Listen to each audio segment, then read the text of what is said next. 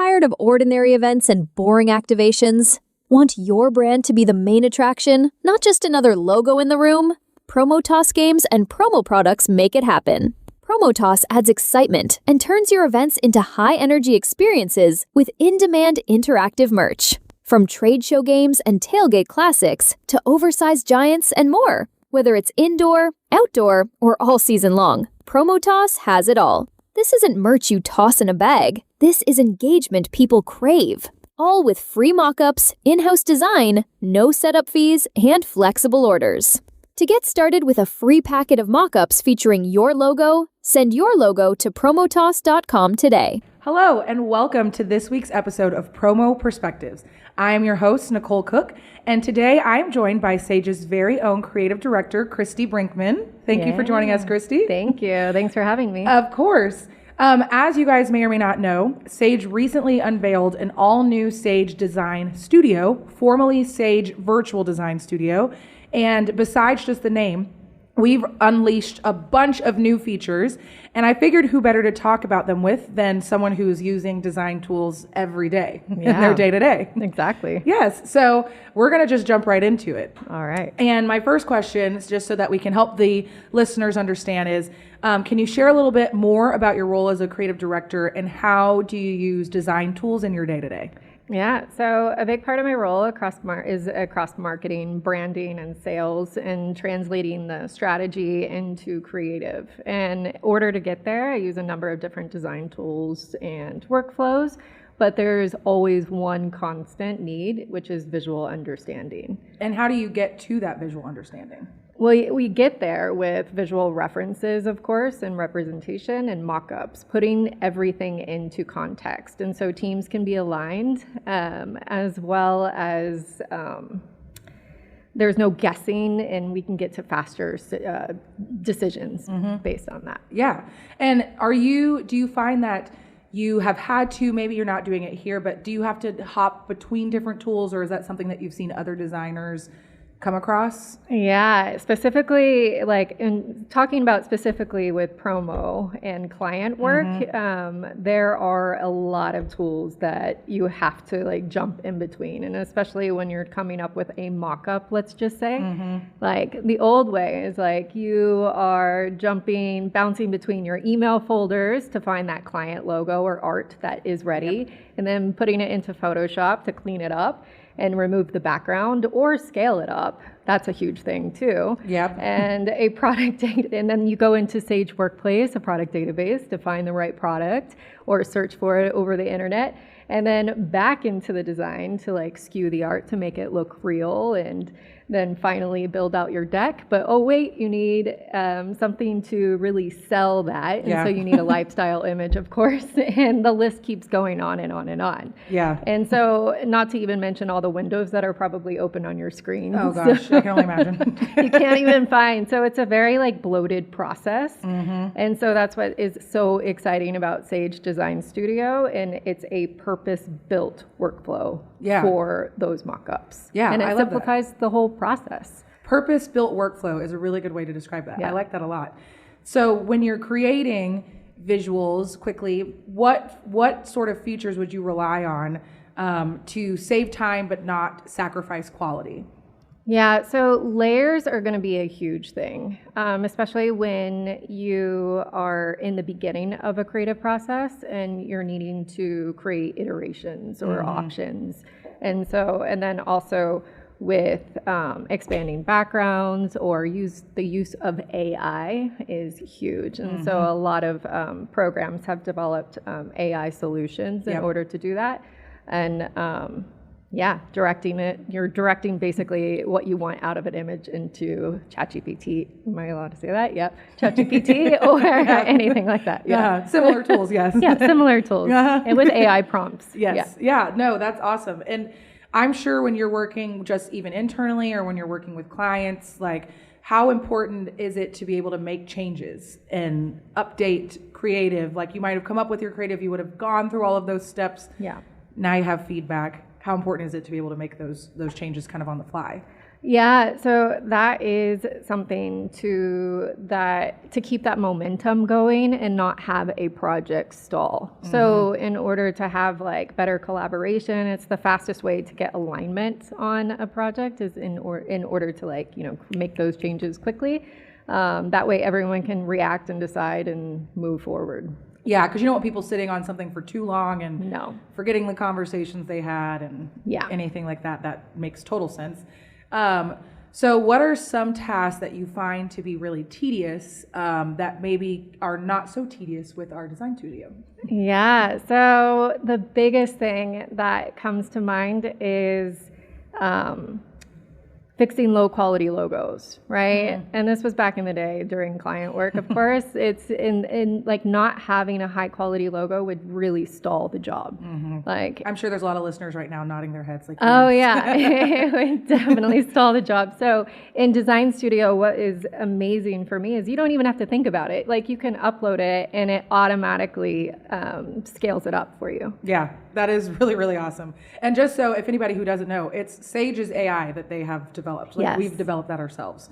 And that we are now, you have the ability to just upscale an image, doesn't matter what someone sent to you. Yeah. It's just, yeah, I can see how that is a huge time saver. Oh yeah, that definitely is. All right, so let's talk a little bit, speaking about artwork and things like that, talk about logo cleanup. How do you utilize different erase options if maybe you need to hone in on a specific part of a logo or make any adjustments to it? How do erase options help you? Yeah, so having all the tools in your tool belt to do different scenarios of like, it depends on if the logo is over a seam or whatever it may be. So sometimes you can just hit the easy button, which is our erase tools, like smart erase tool that we have in Sage Design, or sometimes you need a little bit of more control and precision. And so that is allowed as well with the polygon erase tools. Yeah, and I've, as a non-designer, I have used both options, and it really is like the smart eraser works so well. Yeah. And then, if you ever need just like a little bit more of a clean line, it's also very easy and intuitive to outline exactly what you need gone, and it's goodbye. Or just draw over it, right? Yeah, exactly. It really does blow my mind how things have changed within the past decade or longer. I'm just going to say a decade. Yeah, there you go. Yeah. So you spoke about layers earlier. Yeah. And I feel like layers are second nature for designers, but obviously we're going to have people who are familiar with this and who maybe are not familiar with it. So how do layers help you stay organized and kind of experiment creatively? And I'm going to, before you start, just say for people listening, I work with Cristi and I've seen her work with layers. She's a layer master. And as far as working with creativity, the way that you are able to like, try this idea, try that idea. I'm giving a preview, but I've kind of seen it. So I'm interested to hear your answer. It's awesome to see. Oh my gosh. Let me try and explain it. But layers are about control and also a way for you to stay organized, right? And all within, let me rephrase that. It's about you staying organized within the same file. And so that's the biggest thing, right? Is being able to load the product up that you're wanting to mock up and be able to create different options from there with the layers of turning them on or off or whatever that may be. I think that an easy way that we can like think about it is layers are like objects in front of you. If you think the t-shirt is right in front of you and then like you have two different logo sizes to try out, you have a 5-inch logo cut out and you have a 10-inch logo cut out, you can place them right in front of you on the t-shirt and think of those as layers. So if I don't need the 5-inch one, I'm going to put it off to the side. Or within Design Studio, you would turn off that layer. So if you think about them as objects, then that's an easier way to think about it. I haven't heard of it that way, but that's a really good way to put it. Yes. Just like this is layers that we have in front of us today. Same thing. Same thing. That's a really great way to put it. So when you're designing for, you kind of touched on this, but for real life products like a tumbler or a mug, like how would you use layers? And then what are some other tools like maybe shape controls or curves that could help kind of bring that mock-up to life?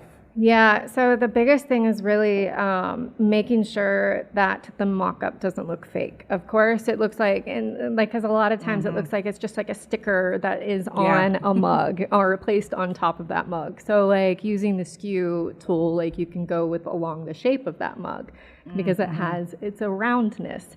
And I mean, the trick too is that the client only focuses on what's off sometimes, right? And they can't articulate that. So using those skew tools or making sure that the logo looks a little bit more real, realism is what sells that concept too. Yeah, so I get, you would say that other details like shadow, gradients, things like that, would you say that is also what helps to make it feel more real? Oh yes, totally. Yeah, that makes total sense. Yep. So another thing that you kind of touched on at the beginning of this was talking about having, like, people want to see things in context, and that helps especially non-designers understand exactly what they should expect. Yeah. So how important is it for clients to see their branded merchandise in context?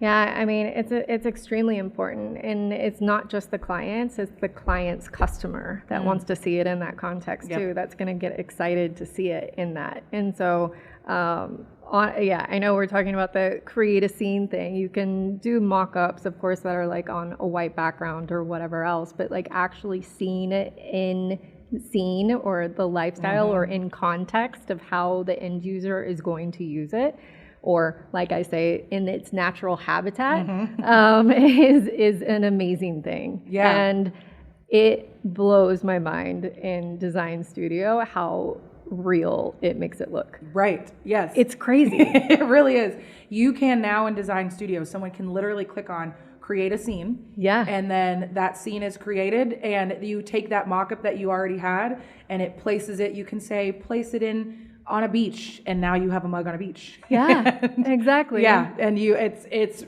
just that quick too. I feel like in the time that we spoke about it, it would have created it. Oh, it already would have. Yeah. So that's, and then how does that help get, like, what does that do for buy-in when people can see that product in context like that? It gets them excited, and so people like really truly understand like where they're going to use this, right? And it honestly just creates the excitement of for the clients and the customers. Yeah, I feel like that could be really cool for maybe some of those more unique promotional products that you might want to pitch to a client, like someone who would be like, yeah, that's cool, but how would I use it? Like that could be a really cool place that you can say, well, let me tell you exactly. And I think that like speaks to like, you know, it's kind of like use it within reason, right? And so it's like maybe not have a mug like, you know, on a beach. Yes, probably not. That's why it's like more speak to like the natural habitat of like where that user is going to use it, but it's always like within reason and with logic and purpose of like seeing it being put into a scene. Mug on a beach might be a little too simple. Hey, you might, right? So to wrap it up, is there anything else that you want to make sure that you get across today, or anything that you think would be helpful for people, whether they are a designer or not? Yeah, that's a different podcast, but Design Studio is a focused mock-up tool. It's great. It's not the full beast like some of the design tools that we've used or workflows that we've had in the past that have been extremely bloated. It does one job extremely well, gets artwork on the product fast for you to send out to your clients. Yeah, that is awesome. Well, thank you so much. This was truly a very, to play on the title's name, a unique perspective to hear about Sage Design Studio, to hear from someone who is using design tools all the time, and to say like this design studio, it's the real deal. And it is truly such a game changer for designers, non-designers alike. Really. Yeah. Thank you so much again for joining us today. Thank you. And thank you everybody for listening. We will see you back on our next episode of Promo Perspectives.